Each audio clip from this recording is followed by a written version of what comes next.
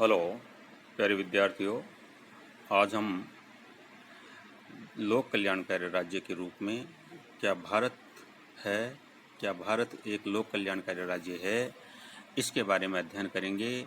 BA part second paper first के अंतर्गत हमने पिछली क्लास में लोक कल्याणकारी राज्य की विशेषताएं और लोक कल्याणकारी राज्य के कार्य पक्ष में तर्क पढ़े थे।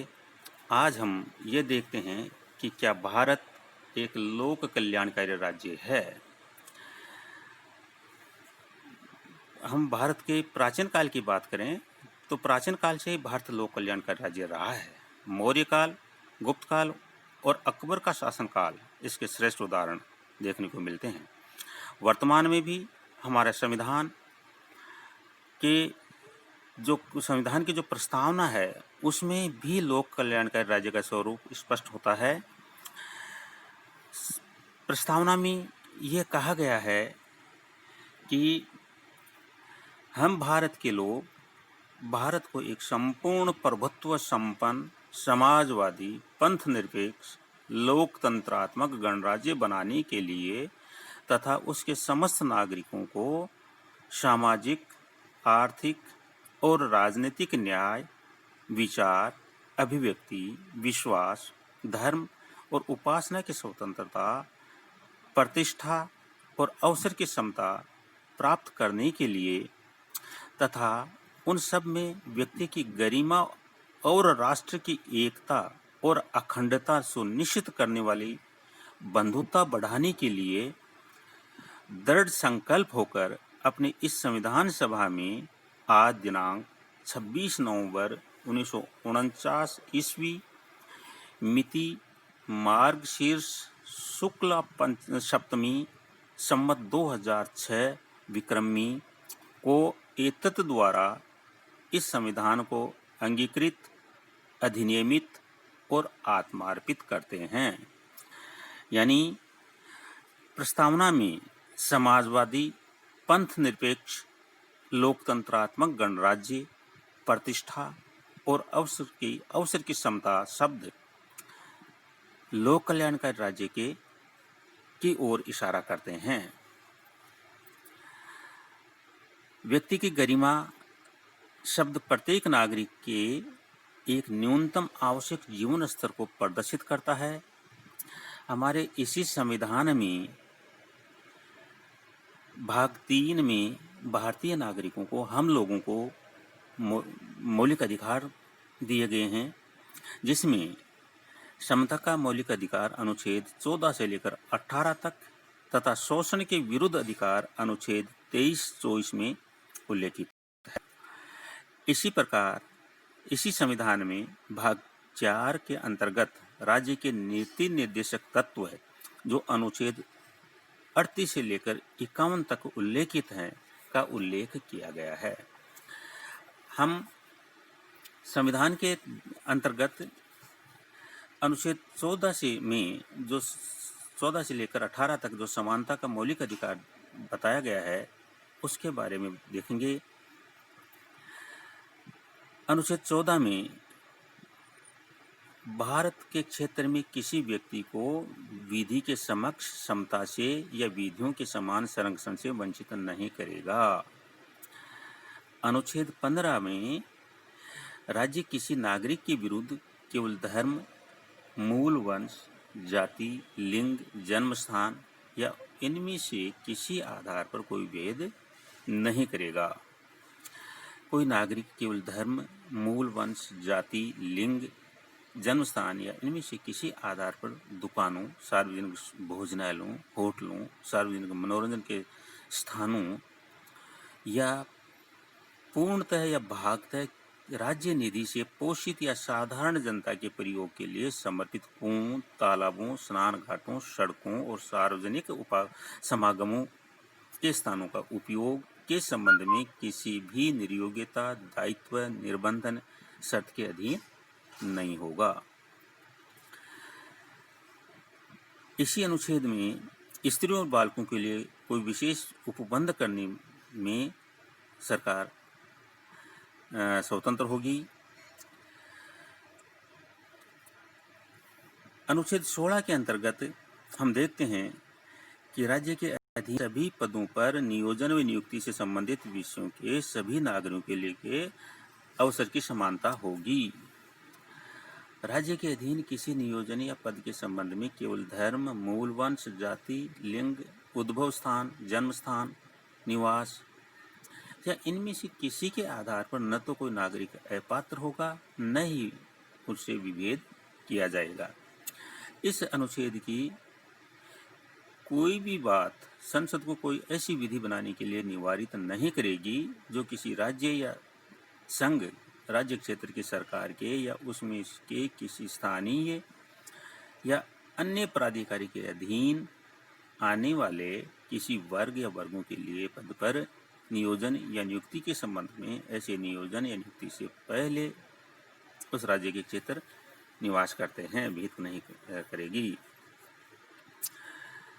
अनुच्छेद 16(4) में बताया गया है कि इस अनुच्छेद की कोई बात राज्य को पिछड़े हुए नागरिकों के किसी वर्ग के पक्ष में जिनका प्रतिनिधित्व राज्य की राय में राज्य के अधीन सेवाओं में पर्याप्त नहीं है, नियुक्तियों या पदों के आरक्षण के लिए उपबंध करने से निर्वारित नहीं करेगी। अनुच्छेद 16(4) क में उल्लेखित है कि अनुसूचित जातियों और अनुसूचित जनजातियों के पक्ष में जिनका प्रतिनिधित्व राज्य की राय में राज्य के अधीन सेवाओं में पर्याप्त नहीं है, राज्य के अधीन सेवाओं में किसी वर्ग या वर्गों पर ज्येष्ठता और पदोन्नति के मामलों में आरक्षण के लिए उपबंध करने से निवारित नहीं करेगी। अनुच्छेद 16(4) ख उल्लेख करता है कि किसी वर्ग में किन्हीं पर भरी गई ऐसी रिक्तियों को जो आरक्षण के लिए किसी उपबंध के अनुसार उसमें भरे जाने के लिए आरक्षित हैं, किसी उत्तरवर्ती वर्ष या वर्षों में भरे जाने के लिए पृथक वर्ग की नियुक्तियों के रूप में विचार करने से निवारित नहीं करेगी। ऐसे वर्ग की नियुक्तियों पर उस वर्ग की रिक्तियों के साथ जिसमें वे भरी जा रही हैं उस वर्ग की रिक्तियों की कुल संख्या के संबंध में 50% आरक्षण की अधिकतम सीमा की अवधारणा करने के लिए विचार नहीं किया जाएगा। इस प्रकार अनुच्छेद 17 में उल्लेख किया गया है कि अस्पृश्यता का अंत किया जाता है। अस्पृश्यता से उपजी किसी निर्योग्यता को लागू करना अपराध होगा जो विधि के अनुसार दंडनीय होगा। अनुच्छेद 18 में उल्लेख किया गया है कि राज्य सेना या विधा संबंधी सम्मान के सिवा कोई उपाधि प्रदान नहीं करेगा। भारत का कोई नागरिक किसी विदेशी राज्य से कोई उपाधि स्वीकार नहीं करेगा। कोई व्यक्ति जो भारत का नागरिक नहीं है राज्य के अधीन लाभ या विश्वास के किसी पद को धारण करते हुए किसी विदेशी राज्य से कोई उपाधि राष्ट्रपति की सहमति के बिना स्वीकार नहीं करेगा। राज्य के अधीन लाभ या विश्वास का पद धारण करने वाला कोई व्यक्ति किसी विदेशी राज्य से या उसके अधीन किसी रूप में कोई भेंट, उपलब्धि या राष्ट्रपति की सहमति के बिना स्वीकार नहीं करेगा। अनुच्छेद 23 से लेकर 24 तक शोषण के विरुद्ध अधिकार का उल्लेख किया गया है। अनुच्छेद 23 में उल्लेख किया गया है कि मानव का दुर्व्यापार और बेगार तथा इसी प्रकार का अन्य बलात्सर्म प्रतिषिद्ध किया जाता है और इस उपबंध का कोई भी उल्लंघन अपराध होगा जो विधि के अनुसार दंडनीय होगा। इसी अनुच्छेद में राज्य को सार्वजनिक प्रयोजन के लिए अनिवार्य सेवा अधिरोपित करने से निर्वारित नहीं करेगी। ऐसी सेवा अधिरोपित करने में राज्य केवल धर्म, मूल वंश, जाति, वर्ग या इनमें किसी के आधार पर कोई विभेद नहीं करेगा। अनुच्छेद 24 में उल्लेख किया गया है कि 14 वर्ष से कम आयु के किसी बालक को किसी कारखाने या खान में काम करने के लिए नियोजित नहीं किया जाएगा या किसी अन्य परिसंकटमय नियोजन में नहीं लगाया जाएगा। इस प्रकार भारतीय नागरिकों को शोषण से बचाने के लिए एवं समानता के अधिकार के तहत ये मूल अधिकार दिए गए हैं, जो हमारे राज्य को कल्याणकारी राज्य कहने में हम कह सकते हैं। इसी प्रकार अनुच्छेद 38 से लेकर 51 तक राज्य के नीति निर्देशित तत्वों का उल्लेख किया गया है। इनमें संविधान के लागू होने के बाद आने वाली सरकारें जनता के कल्याण के लिए कार्य करें, ये निर्देश दिए गए हैं। विभिन्न प्रकार के कार्य जनता के कल्याणार्थ के लिए संविधान में उल्लेखित हैं, जो सरकार का राज्य को निर्देशित करते हैं।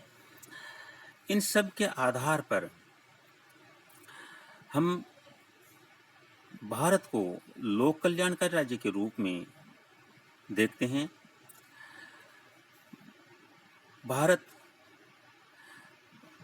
हमारा राज्य समय समय पर अनेक अधिनियम, कानून, संविधान संशोधन, योजनाएं, कार्यक्रम, परियोजनाएं बनाकर लोक कल्याण के संबंध में कार्य कर रही है।